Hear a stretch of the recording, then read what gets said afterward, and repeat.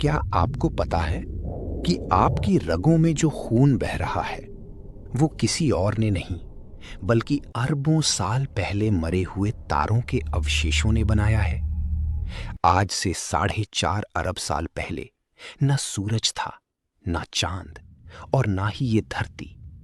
आप जो देख रहे हैं ये कोई कहानी नहीं बल्कि उस आग के गोले की दास्तान है जो आज हमारा घर है। लेकिन क्या आप जानते हैं कि हमारी पृथ्वी का जन्म एक ऐसी गलती से हुआ जिसे पूरी कायनात भी नहीं दोहरा सकी। आज इस वीडियो के महासफर में हम उस शून्य से शुरुआत करेंगे जहां से सब कुछ शुरू हुआ था। अध्याय 1, ब्रह्मांड की धूल, द बिगिनिंग ऑफ एवरीथिंग। दस्तावेज के इस पहले अध्याय में हमें समय की घड़ी को 4 अरब 50 करोड़ साल पीछे ले जाना होगा। तब ना तो समय का कोई पैमाना था और ना ही कोई इंसान। तब सिर्फ एक विशाल नेब्युला था, धूल और गैस का एक अंतहीन बादल। ये बादल किसी शांत पानी की तरह नहीं थे, ये करोड़ों मील चौड़े थे। इनमें हाइड्रोजन और हीलियम का भंडार था। लेकिन यहां एक रहस्य छुपा है। आखिर ऐसा क्या हुआ कि ये शांत गैस अचानक इतनी भयानक हो गई? जवाब है ग्रेविटी। ब्रह्मांड के हर कण में खिंचाव होता है। धीरे धीरे ये धूल के कण आपस में मिलने लगे। जितना बड़ा गुच्छा बना उतनी ही तेजी से उसने बाकी चीजों को अपनी ओर खींचना शुरू किया। ठीक इसी वक्त ब्रह्मांड का सबसे बड़ा न्यूक्लियर रिएक्टर शुरू हुआ। बीचों बीच दबाव इतना बढ़ गया कि तापमान लाखों डिग्री तक पहुंच गया। और फिर एक धमाका। उस मलबे के बीच से जन्म हुआ हमारे सूर्य का। लेकिन दोस्तों, कहानी यहां खत्म नहीं होती। सूर्य के जन्म के बाद जो कचरा बचा वही मलबा हमारे ग्रह पृथ्वी का पिता बना। ये मलबा बेतरतीब तरीके से नहीं घूम रहा था, ये एक तश्तरी की तरह घूम रहा था। अरबों छोटे छोटे पत्थर आपस में टकरा रहे थे। कल्पना कीजिए, एक ऐसी जगह जहां हर पल मौत का शोर है, जहां एक पत्थर दूसरे से टकराकर उसे टुकड़ों में तोड़ देता है। यही वो समय था जब हमारी पृथ्वी का आकार ले रही थी, पर वो उस वक्त एक ठोस जमीन नहीं बल्कि एक उबलता हुआ मैग्मा का समुद्र थी। अध्याय 2, नरक का निर्माण, द इन्फर्नो ऑफ अर्ली अर्थ। अब हम उस समय में हैं जिसे वैज्ञानिक हेडियन इयॉन कहते हैं। इसका नाम हेड्स यानी नरक के देवता की नाम पर पड़ा है। और विश्वास मानिए, ये नाम बिल्कुल सटीक है। अगर आज आप उस वक्त की पृथ्वी पर कदम रख पाते तो आपका वजूद 1 सेकंड के 1000वें हिस्से में भाप बनकर उड़ जाता। पृथ्वी का धरातल यानी सरफेस ठोस नहीं था, ये एक उबलता हुआ लाल नारंगी लावा का समंदर था। चारों तरफ सिर्फ और सिर्फ आग थी। आसमान नीला नहीं था बल्कि घनी पीली भूरी रंग की धुएं से ढका हुआ था। हवा में ऑक्सीजन नहीं थी बल्कि जहरीली गैसें थी, जैसी कार्बन डाइऑक्साइड, अमोनिया और सल्फर की बदबू। लेकिन इस अराजकता यानी कियोस के पीछे भी एक नियम काम कर रहा था। पृथ्वी के केंद्र में जो भारी धातुएं थीं, जैसे लोहा और निकल, वे पिघलकर धीरे धीरे ग्रह के बीचों बीच यानी कोर में बैठ रही थीं। इसी वजह से आज हमारी पृथ्वी के पास अपना एक शक्तिशाली चुंबकीय क्षेत्र है यानी मैग्नेटिक फील्ड है। बिना उस शुरुआती लावा के नरक के आज पृथ्वी पर जीवन को बचाने वाली ढाल यानी मैग्नेटिक शील्ड कभी नहीं बन पाती। और ऊपर से उल्का पिंडों की बारिश कभी नहीं रुकी। हर टक्कर के साथ पृथ्वी का आकार थोड़ा और बड़ा हो रहा था। हर टक्कर एक परमाणु धमाके जैसी थी। पृथ्वी एक ऐसी निर्माणशाला थी जहां हर पल कुछ खत्म हो रहा था और कुछ नया जुड़ रहा था। जरा सोचिए दोस्तों, जिस मिट्टी पर आज हम घर बनाते हैं, जिस जमीन पर हम चलते हैं, वो कभी ऐसी जलती हुई भट्टी थी जहां पत्थर भी पानी की तरह बहते थे। लेकिन इस आग के गोले को कौन शांत करने वाला था? क्या ये आग कभी बुझती? यहां से शुरू होती है पृथ्वी के शांत होने की एक और लंबी संघर्षपूर्ण कहानी। अध्याय 3, वो टक्कर जिसने चांद दिया।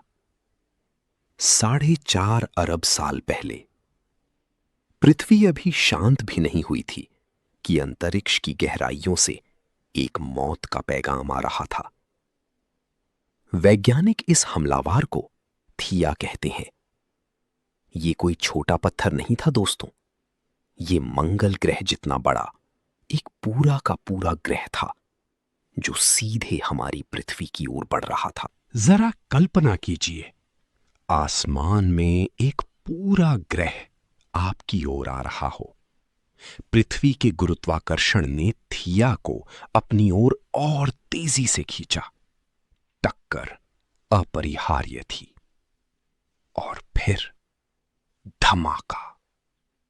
ये टक्कर इतनी भयानक थी कि इससे निकलने वाली ऊर्जा ने पृथ्वी के ऊपरी हिस्से क्रस्ट को पूरी तरह से भाप बना दिया। थिया ग्रह तो नष्ट हो गया, लेकिन उसने हमारी पृथ्वी को हमेशा के लिए बदल दिया। अंतरिक्ष में बिखरा हुआ ये मलबा, ये सिर्फ धूल नहीं थी, ये हमारी पृथ्वी का मांस और थिया की हड्डियां थीं। धीरे धीरे गुरुत्वाकर्षण ने अपना खेल फिर से शुरू किया। मलबे के ये गर्म टुकड़े आपस में टकराने लगे, एक दूसरे से जुड़ने लगे। वे एक बड़े गोले का आकार लेने लगे और इस तरह अरबों टन मलबे के इस नर्क से जन्म हुआ हमारे चंद्रमा का। शुरुआत में चांद पृथ्वी के बहुत करीब था, आज की तुलना में 15 गुना ज्यादा करीब। आसमान में ये एक विशाल जलते हुए गोले की तरह दिखता था। लेकिन चांद का जन्म सिर्फ एक खूबसूरत नजारा नहीं था। चांद ने पृथ्वी की बेलगाम चाल को थामा। उसने पृथ्वी के घूमने की गति को धीमा किया, जिससे हमारे दिन और रात बने। चांद के गुरुत्वाकर्षण ने पृथ्वी के झुकाव यानी टिल्ट को स्थिर किया, जिससे हमारे मौसम यानी सीजन्स बने। बिना उस भयानक टक्कर के, बिना उस थिया के बलिदान के, ना मौसम होते, ना स्थिर दिन रात, और शायद न कभी जीवन पनप पाता। इस विनाश से एक नई शुरुआत हुई। लेकिन अब सवाल यह था, क्या चांद के आने से पृथ्वी शांत होगी? क्या ये आग का गोला कभी नीला ग्रह बन पाएगा? पानी कहां से आएगा? कहानी अभी बहुत बाकी है। अध्याय 4, अंतरिक्ष से आया पानी, the cosmic delivery of life. दोस्तों, एक जलते हुए ग्रह को शांत करने के लिए आग बुझाने वाले किसी मशीन की नहीं, बल्कि एक ब्रह्मांडीय चमत्कार की जरूरत थी। पृथ्वी का धरातल तो ठंडा पड़ रहा था, लेकिन अंदर की गर्मी अभी भी बाहर निकल रही थी। फिर शुरू हुआ इतिहास का सबसे लंबा टैंकर का सफर। इन्हें एस्टेरॉइड और कॉमेट्स कहा जाता है। हमें लगता है कि ये सिर्फ पत्थर हैं, लेकिन ये अंतरिक्ष के बर्फीले संदूक थे। इनमें पानी के अणु, वाटर मॉलिक्यूल्स और जीवन के लिए जरूरी रसायन दबे हुए थे। एक नहीं, दो नहीं, हजारों लाखों सालों तक ये बारिश चलती रही। हर टक्कर के साथ बर्फ पिघली और भाप बनी। इस भाप ने पृथ्वी के चारों ओर एक मोटी बादलों की चादर बना ली। पृथ्वी पर हजारों सालों तक मूसलाधार बारिश हुई, इतनी बारिश कि आज की सुनामी भी उसके सामने छोटी पड़ जाए। देखते ही देखते पृथ्वी का वो लाल नारंगी चेहरा गायब होने लगा। गड्ढे भरने लगे, चट्टानें डूबने लगीं और जन्म हुआ आदि सागर का, द प्राइमोर्डियल ओशन का। ये पानी मीठा नहीं था, इसमें खनिज और नमक की भरमार थी। ये पानी का वही विशाल कुंड था जिसमें आगे चलकर जीवन की पहली चिंगारी भड़कने वाली थी। लेकिन दोस्तों, यहाँ एक सवाल आता है, क्या सिर्फ पानी ही काफी था? इस नीले पानी में अभी भी जान नहीं थी। ये बस एक विशाल केमिकल सूप था। अगले अध्याय में हम देखेंगे कि कैसे इस निर्जीव पानी में बिजली की कड़क और ज्वालामुखी की गर्मी ने मिलकर उस चमत्कार को जन्म दिया जिसे हम जीवन कहते हैं। अध्याय 5, जीवन की पहली हलचल, द स्पार्क ऑफ लाइफ। हम समुद्र के उस अंधेरे कोने में हैं जहां सूर्य की रोशनी की एक किरण भी नहीं पहुंचती।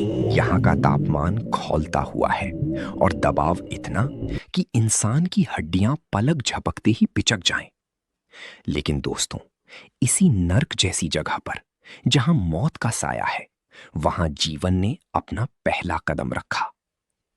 यहां चट्टानों की बनावट में छोटे छोटे छिद्र थे, पोर्स थे।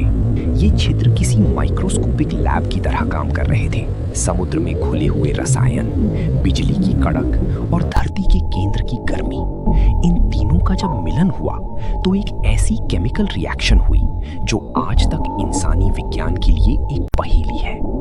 इसे कहते हैं एबायोजेनेसिस। एक निर्जीव अणु ने खुद को इस तरह व्यवस्थित किया कि वो अपनी नकल बना सके। इसे ऐसे समझिए, एक टूटे हुए पत्थर के टुकड़ों को अगर आप हवा में उछालें तो क्या वो वापस जुड़कर एक सुंदर मूर्ति बन जाएंगे? नहीं। लेकिन यहां प्रकृति ने अरबों सालों तक यही कोशिश की। अरबों बार गलती हुई, अरबों बार चीजें बिखर गईं, लेकिन उस अरबोंवीं कोशिश में एक ऐसा अणु बना जो जिंदा था। ये कोई बड़े जानवर जैसा नहीं था, ये एक सूक्ष्म, एक कोशिका वाला सिंगल सेल्ड जीव था। न आंखें थीं, न कान, न दिमाग, बस एक इच्छा थी खुद को जीवित रखने की। उस पल इस पूरे ब्रह्मांड में सिर्फ पृथ्वी ही एक ऐसी जगह बनी जहां समय का कोई अर्थ था, क्योंकि अब यहां कुछ ऐसा था जो मर सकता था और जो बढ़ सकता था। उस एक छोटे से जीव ने अनजाने में ही वो डोमिनो इफेक्ट शुरू किया, जिसने आगे चलकर डायनासोर, व्हेल, पेड़ पौधे और अंत में हमें बनाया। आप सोचिए, हमारे शरीर का हर एक सेल, हर एक डीएनए उसी समुद्र की गहराई के उस पहले जीव की विरासत है। हम सब उसी की संतान हैं। अध्याय 6, ऑक्सीजन का धमाका, द ग्रेट ऑक्सीडेशन इवेंट। दोस्तों, जीवन तो पैदा हो गया था, लेकिन वो अभी भी समुद्र की गहराइयों में छुपा हुआ था, क्योंकि बाहर की दुनिया जहरीली थी। हवा में कार्बन डाइऑक्साइड और मीथेन का राज था। अगर आप उस वक्त वहां होते तो एक सांस लेते ही फेफड़े जल जाते। लेकिन फिर इन छोटे जीवों ने एक ऐसा हथियार विकसित किया जिसने पूरी दुनिया का नक्शा ही बदल दिया। इसे विज्ञान की भाषा में कहते हैं प्रकाश संश्लेषण, फोटोसिंथेसिस। हां, आपने सही सुना। ऑक्सीजन, जिसके बिना हम एक पल नहीं रह सकते, वो कभी इन बैक्टीरिया के लिए एक वेस्ट प्रोडक्ट, बचा हुआ कचरा था। हजारों लाखों सालों तक ये छोटे योद्धा ऑक्सीजन छोड़ते रहे। शुरुआत में ऑक्सीजन हवा में नहीं गई, उसने समुद्र के लोहे के साथ मिलकर उसे जंग में बदल दिया। इसीलिए आज हमें जमीन के नीचे लोहे की बड़ी बड़ी खदानें मिलती हैं। लेकिन जब समुद्र का पूरा लोहा खत्म हो गया, तब ऑक्सीजन ने आसमान की तरफ रुख किया। ये पृथ्वी के इतिहास का सबसे बड़ा मोड़ था। ऑक्सीजन ने आसमान में जाकर ओजोन लेयर बनाई। ये लेयर सूरज की उन जानलेवा अल्ट्रावायलेट किरणों को रोकने वाली ढाल बनी जो जीवन को जमीन पर आने से रोक रही थी। लेकिन दोस्तों, इस ऑक्सीजन धमाके की एक बहुत भारी कीमत भी चुकानी पड़ी। ऑक्सीजन ने हवा से मीथेन, जो गर्मी रोकती थी, को खत्म कर दिया। नतीजा, पृथ्वी इतनी ठंडी हो गई कि वो अंतरिक्ष से एक बर्फ की गेंद, स्नोबॉल अर्थ की तरह दिखने लगी। तापमान -50 डिग्री तक गिर गया। लगभग सारा जीवन खत्म होने की कगार पर पहुंच गया। जरा सोचिए, जिस ऑक्सीजन ने हमें जीवन दिया, उसी ने एक वक्त पर पृथ्वी को लगभग मार ही डाला था। लेकिन कुदरत के पास हमेशा एक प्लान बी होता है। अध्याय 7, बर्फ की दुनिया, स्नोबॉल अर्थ, ठिठुरती हुई मौत। कल्पना कीजिए एक ऐसी दुनिया की जहां सूरज की रोशनी तो है लेकिन गर्मी नहीं, जहां समंदर की लहरें जम चुकी हैं और जमीन का नामो निशान मिट चुका है। इसे वैज्ञानिक कहते हैं स्नोबॉल अर्थ। पृथ्वी के इतिहास में एक नहीं बल्कि 2-3 बार ऐसा दौर आया जब ठंड ने पूरी दुनिया को अपने आगोश में ले लिया। तापमान गिरकर -50 डिग्री सेल्सियस तक पहुंच गया। ऑक्सीजन के आने से जो मीथेन, गर्मी पैदा करने वाली गैस खत्म हुई थी, उसने पृथ्वी का कंबल छीन लिया था। ऊपर मौत का तांडव था, लेकिन नीचे समुद्र की गहराइयों में जहां ज्वालामुखी की थोड़ी सी गर्मी बची थी, वहां जीवन अभी भी सांस ले रहा था। वो इंतजार कर रहे थे एक चमत्कार का, क्योंकि अगर ये बर्फ नहीं पिघलती तो आज न मैं यहां होता और न ही आप। पृथ्वी के अंदर का लावा अब और ज्यादा दबकर नहीं रह सकता था। हजारों ज्वालामुखियों ने एक साथ विद्रोह कर दिया। बर्फ फटने लगी, लेकिन असली जादू लावा में नहीं बल्कि उन ज्वालामुखियों से निकलने वाली कार्बन डाइऑक्साइड CO2 में था। कार्बन डाइऑक्साइड ने एक बार फिर पृथ्वी को कंबल पहना दिया। ग्रीन हाउस इफेक्ट ने अपना काम शुरू किया। हजारों सालों की जमी हुई बर्फ चंद सदियों में पिघल गई। पृथ्वी फिर से जाग उठी। लेकिन दोस्तों, इस बर्फीले नर्क से निकलने के बाद जो जीवन बचा वो पहले जैसा नहीं था। वो अब और भी ज्यादा मजबूत और जटिल हो चुका था। अब वो समय आ गया था जब जीवन पानी की कैद से बाहर निकलकर जमीन पर अपनी हुकूमत कायम करने वाला था। अध्याय 8, डायनासोरों का उदय और महाविनाश, the era of giants and the great extinction.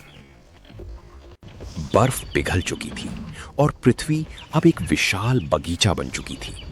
लेकिन इस बगीचे के माली छोटे बैक्टीरिया नहीं बल्कि वो जीव थे जिनकी कल्पना मात्र से आज हमारी रूह कांप जाती है, डायनासोर। आज से करीब 23 करोड़ साल पहले इन विशालकाय जीवों ने धरती पर अपने कदम रखे। इन्होंने 1-2 साल नहीं बल्कि 16 करोड़ सालों तक इस ग्रह पर राज किया। जरा सोचिए, इंसान का इतिहास तो अभी कुछ लाख साल पुराना है, लेकिन ये दिग्गज करोड़ों सालों तक यहां के अजेय राजा रहे। लेकिन कुदरत का नियम है, जो ऊपर जाता है उसे नीचे आना ही पड़ता है। 6.6 करोड़ साल पहले एक दोपहर जब सब कुछ सामान्य था, आसमान में एक दूसरा सूरज चमकने लगा। वो सूरज नहीं था, वो मौत का एक गोला था जो 70,000 किलोमीटर प्रति घंटे की रफ्तार से हमारी ओर आ रहा था। टक्कर होते ही करोड़ों टन मलबा अंतरिक्ष में उछला और वापस गिरते समय आग के गोलों में बदल गया। पृथ्वी एक बार फिर भट्टी बन गई। जो डायनासोर आग से बच गए वो भूख और ठंड से मर गए, क्योंकि सूरज न होने के कारण पेड़ पौधे खत्म हो गए थे। 90% प्रजातियां खत्म हो गईं। लगा कि पृथ्वी पर जीवन का अंत हो गया। लेकिन दोस्तों, उसी राख के ढेर से एक नया उत्तराधिकारी निकलने वाला था। इन विशालकाय राक्षसों के अंत ने हमारी पूर्वजों, उन छोटी स्तनधारियों मैमल्स के लिए रास्ता साफ कर दिया। विनाश ने एक बार फिर सृजन को जन्म दिया। अगर वो पत्थर उस दिन नहीं गिरता तो शायद आज मैं ये वीडियो नहीं बना रहा होता और न ही आप इसे देख रहे होते। अध्याय 9, महाद्वीपों का महायुद्ध और चेतना का उदय, द ग्रैंड ट्रांसफॉर्मेशन। डायनासोरों की राख अभी ठंडी ही हुई थी कि पृथ्वी ने अपनी चमड़ी उधेड़नी शुरू कर दी। ये वो समय था जब धरती का नक्शा फिर से लिखा जा रहा था। जमीन के नीचे मौजूद टेक्टोनिक प्लेट्स किसी विशालकाय दैत्य की तरह खिसक रही थी। इतिहास की सबसे बड़ी टक्कर। जब भारत की प्लेट एशिया से टकराई तो दुनिया को मिला हिमालय। लेकिन ये सिर्फ एक पहाड़ नहीं था, हिमालय ने पूरी दुनिया के हवाओं के रुख को मोड़ दिया। इसी पहाड़ ने मॉनसून को जन्म दिया, जिसने एशिया को उपजाऊ बनाया। लेकिन इसी बदलाव ने अफ्रीका में एक मौत का जाल बिछा दिया। 40 लाख साल पहले अफ्रीका के जंगल सूख रहे थे। हमारे पूर्वज जो करोड़ों सालों से पेड़ों की डालियों पर सुरक्षित थे, अब मुसीबत में थे। पेड़ एक दूसरे से दूर हो गए थे। अब एक पेड़ से दूसरे पेड़ पर कूदना नामुमकिन था। उन्हें नीचे उतरना ही पड़ा। यही वो पल था, द ग्रेट लीप। 2 पैरों पर खड़े होना कोई मामूली बात नहीं थी। इसने हमारे हाथों को आजाद कर दिया। अब हाथ सिर्फ चलने के लिए नहीं थे। अब इन हाथों से हम पत्थर उठा सकते थे, लकड़ियां तोड़ सकते थे और अपनी रक्षा कर सकते थे। आग की खोज, ये ब्रह्मांड के इतिहास की सबसे बड़ी घटना थी। आग ने हमें रात का राजा बना दिया। अब अंधेरा डरावना नहीं था। आग ने हमारे खाने को नरम बनाया, जिससे हमारे शरीर की ऊर्जा पेट की बजाय दिमाग को मिलने लगी। हमारा दिमाग तेजी से बढ़ने लगा। इंसान ने बोलना सीखा। हमने सिर्फ पेट भरना ही नहीं, बल्कि कहानियां सुनाना सीखा। हमने गुफाओं की दीवारों पर अपने डर और अपनी जीत को उकेरा। हमने एक दूसरे पर भरोसा करना सीखा और बड़े बड़े कबीले बनाए। जब पूरी दुनिया एक बार फिर जम रही थी, तब इंसान हार नहीं माना। हमने सुई बनाई, कपड़े सिए और बर्फ को चीरते हुए पूरी पृथ्वी पर कब्जा कर लिया। हमने भेड़ियों को कुत्ता बनाया, अनाज को उगाना सीखा और नदियों के किनारे अपनी पहली सभ्यताएं बसाईं। इंसान अब सिर्फ एक जीव नहीं था, वो ईश्वर बनने की राह पर था। हमने प्रकृति के नियमों को समझा, पहिया बनाया, बिजली खोजी और अंत में अंतरिक्ष तक पहुंच गए। लेकिन दोस्तों, इस 1 घंटे के सफर में हमने जो सबसे बड़ी बात सीखी वो ये है कि हमने इस मुकाम तक पहुंचने के लिए 4.5 अरब साल का इंतजार किया है। क्या हम सिर्फ कुछ सालों के लालच में इस पूरी मेहनत को बर्बाद कर देंगे? अध्याय 10, आज की चुनौती और हमारा भविष्य। The final stand. 4.5 अरब साल, हजारों ज्वालामुखी, बर्फीले युग, एस्टेरॉयड की टक्कर और अरबों सालों का विकास, तब जाकर यह खूबसूरत नीला ग्रह तैयार हुआ। लेकिन आज इस डॉक्यूमेंट्री के आखिरी पड़ाव पर हमें एक कड़वा सच स्वीकार करना होगा। इंसान, जिसे इस धरती का रक्षक होना चाहिए था, वो अनजाने में ही इसका भक्षक बन गया है। हम जिस डिजिटल दुनिया पर गर्व करते हैं, उसकी कीमत हमारी पृथ्वी चुका रही है। हमें लगता है कि हमारी फोटो और वीडियो हवा में तैर रहे क्लाउड में सुरक्षित हैं, लेकिन हकीकत में वे समुद्र की गहराइयों में दबे उन विशाल डेटा सर्वर्स में कैद हैं, जो 24 घंटे धधक रहे हैं। ये आधुनिक युग का सबसे बड़ा विरोधाभास है। जिस समुद्र ने हमें पहला जीवन दिया, आज हम उसी को डिजिटल कचरे की गर्मी से उबाल रहे हैं। हर फालतू डेटा, हर बिना मतलब का वीडियो जो हम सेव करते हैं, वो इन सर्वर्स को और गर्म करता है। हम अनजाने में ही समुद्र का तापमान बढ़ा रहे हैं, जिससे समुद्री जीव मर रहे हैं और मौसम का चक्र टूट रहा है। पृथ्वी ने 5 बार महाविनाश यानी मास एक्सटिंक्शन देखा है, कभी ज्वालामुखी से तो कभी अंतरिक्ष के पत्थरों से। लेकिन छठा विनाश यानी द 6th एक्सटिंक्शन शुरू हो चुका है, और इस बार कोई एस्टेरॉयड नहीं आ रहा। इस बार हम खुद वो कारण हैं। हम उस डाल को काट रहे हैं जिस पर हम बैठे हैं। लेकिन याद रखिए, पृथ्वी को हमारी जरूरत नहीं है। पृथ्वी ने अपने 4.5 अरब साल के सफर में हमसे भी बड़ी राक्षसों को धूल चटा दी है। अगर हम खत्म हो गए तो पृथ्वी फिर से खुद को ठीक कर लेगी। ये जंग पृथ्वी को बचाने की नहीं है, ये जंग हमें खुद को बचाने की है। हमारा भविष्य हमारे फोन की स्क्रीन में नहीं, बल्कि हमारी आदतों में है। क्या हम अपनी आने वाली पीढ़ियों को एक जलता हुआ आग का गोला देकर जाएंगे, या वही नीला स्वर्ग जो हमारे पूर्वजों को मिला था? 4.5 अरब साल की इस मेहनत को बेकार मत जाने दीजिए। गार्डियन बनिए, विनाशक नहीं, क्योंकि ब्रह्मांड में शायद पृथ्वी जैसा दूसरा कोई घर नहीं है और हमारे पास कोई प्लान बी भी नहीं है।